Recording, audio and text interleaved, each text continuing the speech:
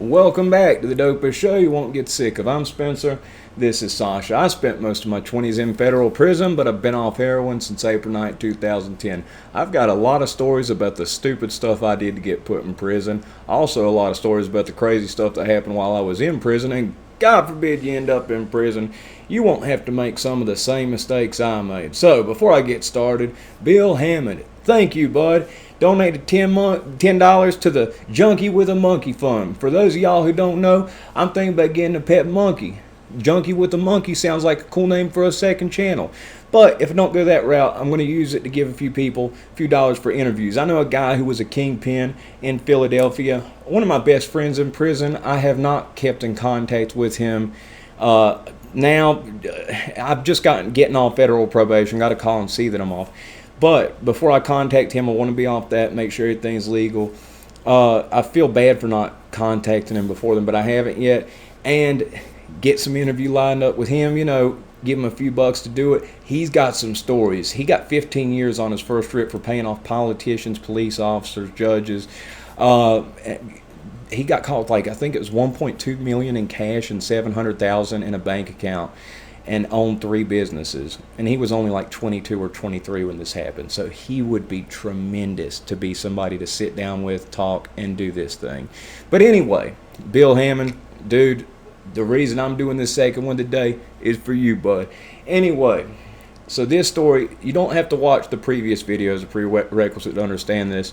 But if you do, it'll give you a little bit more in-depth understanding on how we get to this point.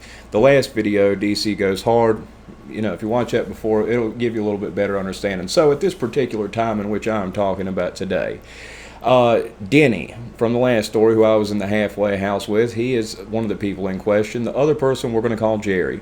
Okay? Denny and Jerry are 2 people in this. I'm no longer living in the halfway house. I have quit drug court, did my little time in jail. It's for first time offender, petty larceny. It just was a joke of charge. But anyway, did that time in jail. So I was off drug court, off probation, and I was free to be as stupid as I wanted to be. And I took full advantage of that and immediately started selling blow. And only now, since I'm not on drug court or probation, I was using back in addition to it. There was a number of things that happened during this time. I talked about the one guy who the first day showed up to meet me and Denny and gave us $6,000. We'd never met him or seen him before, and he let us just drive away $6,000 of his dollars. No collateral. Denny wanted to rob him. I said no. That guy's passed away, by the way. There's a lot of people in these stories that have passed away. 44 people I personally know have died of drugs or drug-related violence. So definitely not glorifying it. But anyway, there's a lot of stuff that happened. Denny and Jerry worked at this manufacturing spot. This manufacturing spot had a manager who was probably making 6 figures being the manager, being as this was a pretty major place. He had a red Dodge Charger with $20,000 rims on it. Supposedly only 4 sets of this custom special rim made by this special guy or whatever had been made. $20,000 for a set of rims. So, in addition to being the manager and all that, he was selling an absurd amount of H, okay? An absurd amount. Like, he made 6 digits at his job, but he was probably selling 7 digits worth of H every couple months. I know, because me and Denny, if we're getting 6,000, we were getting like 9,000 off of them. We were getting the 6,000 for the one guy, then we were getting more for ourselves. And if we were doing that, and then Jerry was the number 1 person above me and Denny, by far, Jerry was far ahead of us, then he had to have been doing that. I mean, there was a time he had the 50-bag bricks, he had 500 of them in a block with rice in between them to keep the water from soaking in, and they just had double-side tape, and it was a block. However many bricks you wanted, he'd pull it off this cube of pre-bag 50-bag bricks. Yeah. It was insane. But anyway, that guy had got, the manager, he got popped, he got gone, so that was out of the picture. I'm still doing the thing, selling blow a little bit and all this, but, living as a homeless drug dealer. As much money as I had in my pockets, I had no credit, and it's basically the best couch I could hope to go to for the night. So basically, as a dealer, you're popular. You think that people like you for you, but they like you because of what you got. Nobody knew that I was homeless. So basically, what I'd do during this time was I would try to stay a little bit later at my last customer's house and then be like, well, it's real late, man, do you mind if I crash? And if they said no, I was sleeping in the car. So I usually tried to sell out all that I was going to sell by the end of the day, so then if a cop rolled up on me and I was sleeping in the car, I didn't have anything for them to search. But anyway, so what ends up happening this particular night was I was in a gas station in the ghetto. And being in drug court before, they require you to go to NA meetings. If you forge it and they catch you, you'll do a weekend in jail up to a week in jail. So I actually went to a good number of NA meetings, and there's this woman I see. This is like on Melrose and Orange in Roanoke. And she's like giant. Like, she looks like a power lifter. She's about 350 pounds, 5'10". But like, not just obese, but like, she got like, looks like she's strong. And got braids, oversized t-shirt, shorts. She's with some dude, black woman, and she asked me how I was doing. She's like, hey, I know, and I'm like, yeah, what's going on? I'm like, yeah, just trying to find somewhere to stay. I guess because it was on my mind, I said it. I don't know why I said it. She's like, you know what? I got a room. You got a little bit of cash? And I was like, yeah. So she left in, got in my car. I don't know how she fit in it. I was a 2-seater S2000. It's funny because like she was so big, like had so much weight on her, like her butt was so big that when she sat down, she's probably about a foot taller. Not for real, like standing next to each other, like height wise, we're like an inch difference, but like whenever we sat down, she'd be like up here because of how much her butt brought her up. But anyway, we get over to her place, which I don't know at the time, but this is not a place for me to be. Like, this is a place that I am so lucky I did not get robbed, ripped off, and everything else. For anybody who's from Roanoke, the Hunts, yes, the Hunts is where I drove her with my S2000. And I mean, immediately, there's like, these kids out there. In a couple different places, they had this term. They just call them the crack kids because they're out there selling crack. But anyway, one of them talked to him, and I'm like, oh, I know you. I've heard of you. And it wasn't the same one. His name goes by Murder, but wasn't the same Murder. But anyway, thought it was a different one. But anyway, they both have the same nickname. So we go inside, and she's like, you're not dealing, are you? And I'm like, yeah, actually, still a little bit, got a little bit with me. And, she's like, well, you can pay me that for rent. And I ended up giving her some, but see, I re-rocked everything. I re-rocked it at a 50% ratio of blow to isotol, so then it couldn't be cooked up. It couldn't be shot or rocked up. It was only for tooting. Anything else, it wasn't going to work, and that's how I liked it. So she started trying. I'm like, it won't work for that. She still tried, messed it up, and then she started complaining. I was like, well, here's some money for it.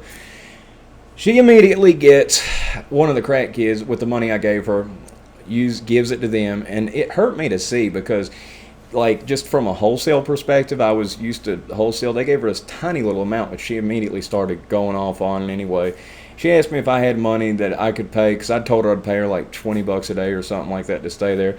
And she's like, you pay for this ahead of time, so I gave her another little bit of money, but I said, and then she kept asking for more after that as time went on, and I finally just lied and said, no, that's all I had.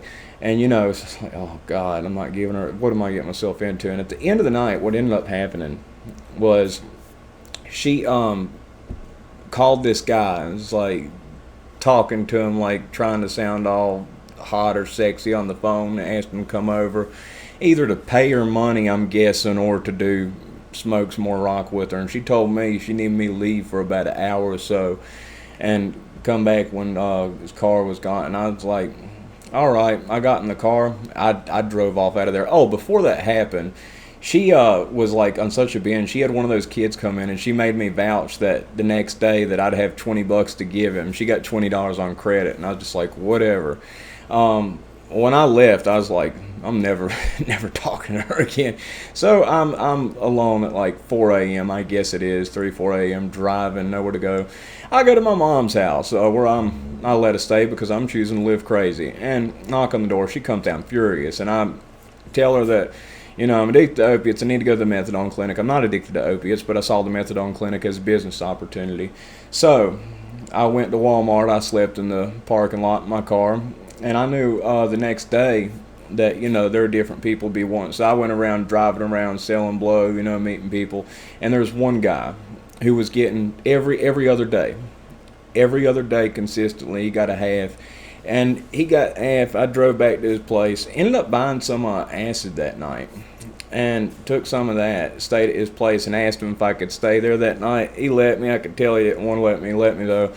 And yes, I'm tripping up until like 2, 3 a.m. Finally fall asleep. By the way, that same night when I went over there, he's like a weird hippie dude, okay? Like, he sold drugs, but like he was super into recycling and like did other stuff, just is odd. Well, he did like these little glam band type things, and he has this dude over there that looks just like a young David Spade, but he's dressed like freaking Freddie Mercury. And apparently the dude who I was selling to and got to talking about how many girls this guy got, like, and I'm like, dude, he looks like a girl. How like the Motley Crue, like in the 80s, when the dude looks like a lady, I mean, it looked like that type of deal. And it was odd having this conversation while I was tripping. But anyway, as you know, once that wears off, you finally fall asleep, and I had to wake up because we had set up, that day, when I went and talked to my mom, basically we got it set up to where I was going to go to the methadone clinic, get it set up. Oh, I also had to go scour the lands and find somebody who I could buy, and I finally found 2 Lortabs, which you have to fail a test for opiates to go to the clinic. So you know how most of the time you have to pass a drug test? In order to start at the clinic, you had to fail a drug test. Now, I'm saying all of this so, people can know, like, whether it be parents, people, whatever, you can just see, like, some of the inner workings of the thinking and all that. Life's good today, so I can talk about this. I overslept because time went forward that night. The night that I have an appointment that I need to get somewhere the next day, there was a time change. Yes, so I'm an hour late. I make it there. I'd been up all night tripping, and when you are coming off a trip, you're just like in this crazy vulnerable state. Like, you just need to sleep and rest it off. Well, I have to be awake because I've stayed up all night tripping, so it was awful, terrible. I go to this place, the clinic. It's this, man, clinic here, it's not good. It's crazy. As soon as I get there, I see somebody spitting in somebody's mouth because they dose people by putting their dose of methadone in a cup, and they have to drink it, and you're supposed to speak to them before you leave. That's how they tell you took it. It's liquid. They put in the number, it pumps it in there, but some people would hold it in their mouth and then spit it back out and sell it. I actually did that. I never spit in anybody's mouth, but spit it into a cup, and people bought that before. So anyway, went through the workings. There was this old woman who's did my intake and all that stuff. They dosed me, and that was that. My whole plan for doing this dumb thing was for a set price. Back then it was like $13-14 a day, I think. It doesn't matter if you're on 10 milligrams or if you're on 200 milligrams. It's the same set price. And they give take homes after you got so many clean urines at the clinic. Now, I know there are people that do good at the clinic, okay? There's no debate about that. But at the one I was at during the time I was there, I would say 30% or better did not do good, okay? 30% or better. The majority of people I knew that did H, did rock, stuff like that, were also going to the clinic. I mean, that's just the truth about it. That's why I prefer, like, whenever I send somebody somewhere, I prefer to send them to a small Suboxone clinic. And I'm going to tell you why. In order to make the switch from methadone to Suboxone, you have to be on 30 milligrams of methadone. There's a ceiling on Suboxone.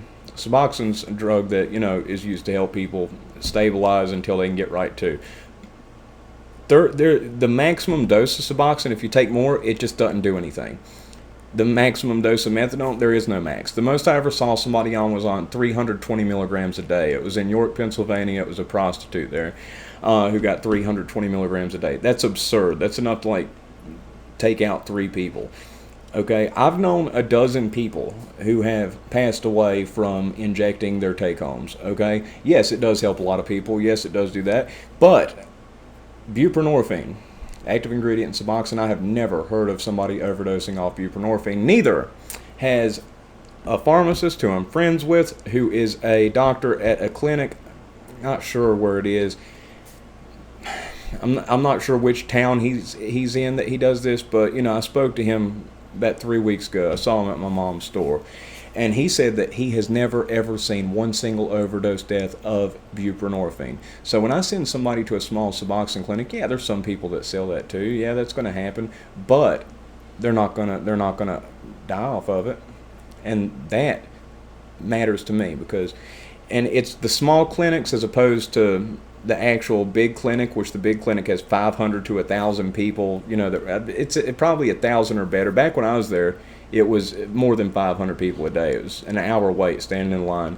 But it's nobody's going to pass away from buprenorphine. That's my point. And the small clinics, the small doctors, they actually make sure people are doing good. Actually check the drug test. When I was going to this clinic, I carried a bottle of somebody else's urine to put in there. They don't check the temperature, don't check the authenticity. It was so easy to fake. And I heard it's the same from somebody who's still going, who I spoke to just in passing the other day. I couldn't help but ask these questions. Also saw at my mom's store. Don't get out a whole lot. So, whenever I see her, if somebody's there, it's biggest time whenever I'll talk to people. But anyway, this whole story, this whole thing is leading up to this. I had talked to Denny and I had talked to Jerry, where it was dry, where the guy who had, I've got little buddy back here in case you didn't know. But anyway, the man, once he went away, it was drying out from HC. People flocked to Roanoke because it's a big place to make a lot of money off selling stuff, because it was costing $20-$25 per bag here when it sold $10 in the cities. It was costing $150 to $200 for 10 here when it cost $60-$70 in the city. So somebody who's just a common street junkie could buy street junkie prices in Philadelphia, bring it to Roanoke, and make triple their money easily. So the ambitions, the big dreams, the George Jung type stupid stuff that we convince ourselves it's all going to work out, we're going to retire rich as a dealer, that does not happen. I was supposed to go with them. That was the whole plan. I was supposed to go with them to pick something up, okay, with the Dickie's brother, who used to be identical to him, but he now has a 2.25 looking eye, a lazy eye, because Dickie stabbed him in the eye with a pencil. If you watch the last story, it'll tell you more about Dickie. I'm not going to go through that again. But I started the clinic this day, so I could not go with them. Denny, Jerry, and Jerry's girlfriend went up. They met with Dickie's brother and Dickie's brother's girlfriend. Dickie's brother's girlfriend and Dickie's brother rode with these 3 in the car to pick something up across state lines. I ended up not going. Ended up saying, no, I'm not starting the clinic. That's why I could not go. They rode with them to pick it up. They rode back. They got pulled over. On the ride back, Dickie's brother and Dickie's brother's girlfriend were smoking rock the whole way back. They bought rock while they were there, which was kind of unusual, because I'm getting ready to tell you why. Dickie's brother and Dickie's brother's girlfriend set Denny, Jerry, and Jerry's girlfriend up to get busted. They were mic'd up and everything. Had police undercovers follow them and everything. They get back across state lines, and what I end up hearing is something of the sort about they get pulled out of the car, and Jerry's girlfriend has taken the narcotics and inserted them up. They sit them on the sidewalk, search the car, then they have them stand back up. Well, the dog came and sniffed where she was sitting on the ground. They knew she had it. They did They did an investigation, had her searched, internally, retrieved it, and retrieved a substantial amount, a very substantial amount. And ultimately, uh, Jerry's girlfriend took the fall for them. They were both released. Yeah, they were both released. Denny was still in drug court, continued to keep doing drug court. Um, don't know how it ended up turning out for him in the end. Jerry eventually got caught up. He got caught up, and what's ironic was he got caught up from stuff that he had done before for the most part. And from my understanding, it's kind of hard to tell who he was going through completely at the time, but basically, as it was, the guy, the man, the one I was telling you had six figures from being the manager and ended up selling seven figures worth every few months. That fella ended up getting just like 3 or 4 years in federal prison for telling on everybody. Jerry ended up getting like 20 something years or more. So Jerry was the main man's number one guy. He got over 20 years. He could have only been selling like a third of what the main man was selling, but the main man only got like 4 years. Yeah, that's messed up, isn't it? Denny got back out, was in drug court, so you wonder who said what happened with what. Some crazy stuff.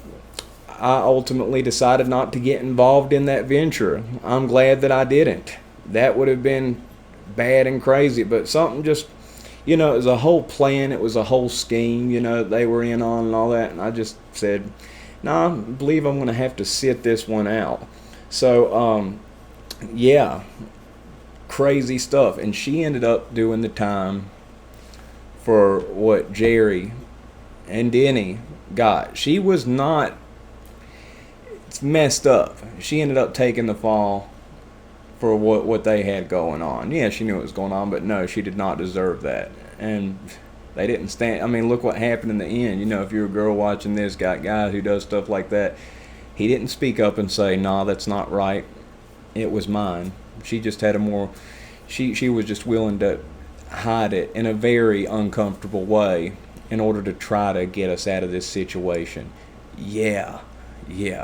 So I sat out, told him, nah, I'm sitting this one out. I don't want any part of that. And the day that I went to the clinic was the same day that all that happened with them. So crazy how things worked out. The big giant girl, for days ahead of time on end, she kept calling me, and I just ignored her calls. I wanting that $20 that she got a front from that guy on, and I was like, man, I ended up giving you like $100 or more to stay at your place, and I didn't even end up staying. I'm not giving you nothing else. Matter of fact, I got burned on that, Yeah, and pretty much after that, what I ended up doing was I went to the clinic and I became addicted. So I went into the clinic unaddicted, not on opiates at all. Like, I'd done opiates in the past, but I wasn't addicted at the time. And I ended up getting addicted by going every day. But I was using that as a business plan to try to sell some of that off because it was at a set rate. And also it meant I could get messed up every day for a set price. That is the illogical thinking of an addict. That makes no sense when you look back on it. I mean, yeah, at the time it seemed like it made all the sense in the world and made a few bucks off selling the take-homes and all that. But, man, got physically addicted to it, and ultimately I did come off. I just quit, and it was literally like 16 days that I was not eating. I got down to like where it was scary. How much weight I'd lost when I did quit. I stayed going there for like 9 months, I believe it was, and man, it was rough. It was really rough coming off of that. But anyway, thank you again to Bill Hammond, donating $10 to Junkie with a Monkey Fund. Got some good ideas for the future on some stuff that I'm gonna put out. But this was a twist and turn of stories. I know the title, I'm talking about She Got the Time, and that is what this is about. That's the main thing. That's where this all ended up. She's the one that went down. But the day that I went there, what if I had gone with him? what could happen, what would have happened. Dickie's brother stayed out doing the same stuff, reckless, crazy, doing the same thing, and tried saying it wasn't him. Everybody knew it. How are they following you? How would they know? They're from Roanoke. You're from like wherever you're from, living 4 hours away. How would they know your plans? And how would the local police in the city that Dickie's brother were from be the ones that were involved in this? Some crazy stuff, some wild stuff how this one turned out. Anyways, if you have watched this far, I never asked for you to press the like button at the start of the video because that seems quite unfair. You haven't watched it yet. You don't know if you like it. If you had watched it this far and you did like the video, if you think I earned it, press the like button. If not, I have just wasted 25 minutes and 15 seconds of your time, in which you will never ever get back. Say hello to little buddy again. Figured I'd let him chill for this one. And thank you, Bill Hammond, once again. Also, for anybody that donates anything, I think there are people that I've missed. I randomly came across the thing where it showed that he donated. It's not like in the thing where it pops up. The only person it shows that's donated is Aaron Price, which he donated $10 twice. But on these other, I randomly see it. So if you have, please let me know. I don't care if you say, well, I didn't do it for recognition. Let me know, please. It really bothers me to not thank you guys whenever you do something like that, and to know it so then I can put it in the fund, so I knew that that's where it came from. Just in the setup, I'm technologically challenged, I guess you could say. I'm not that great with a lot of this stuff. So if you could let me know when you do that, I would really appreciate it. I'd like to thank you, even if not on here, just to send you a message. I really do appreciate it. But anyway, so that's the second one for today. Hope you guys liked it. Y'all have a good one.